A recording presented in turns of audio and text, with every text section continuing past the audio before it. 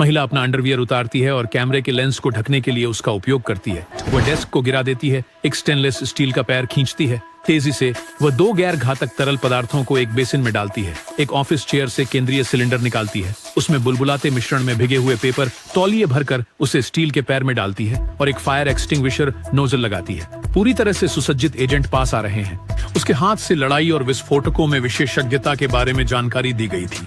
एक व्यक्ति stun grenade का पिन खींचते हैं, लेकिन उनके प्रवेश से पहले ही वह पहला वार करती है।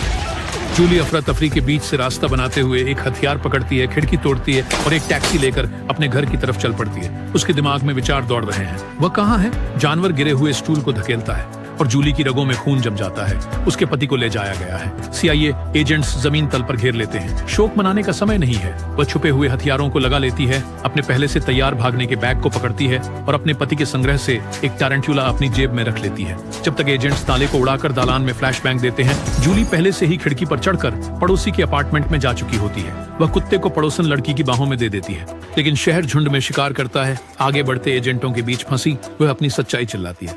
फंस गई, सिर्फ उसे खोजने के लिए भाग रही है, लेकिन ट्रिगर पर उंगलियां कभी नहीं डगमगाती। पुल के नीचे एक ट्रक गड़गड़ाता है। बिना पीछे देखे वह दीवार पर कूद जाती है, चलते हुए वाहन पर उतरती है।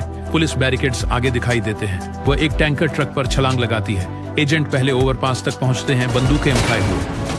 कूद साफ सुथरा है, फिर जाम। वह ट्रक की छत से गिरती है, लुढ़कती है और दौड़ पड़ती है। एक चुराई हुई मोटरसाइकिल उसकी अगली परछाई बन जाती है जब वह ट्रैफिक के बीच से निकलती है। दृश्य बदलता है न्यूयॉर्क सिटी। रेडियो पर गूंजती बातचीत रूस के राष्ट्रपति के कल के उपराष्ट्रपति विदाई कार्यक्रम में शामिल होने की बात कर रही है।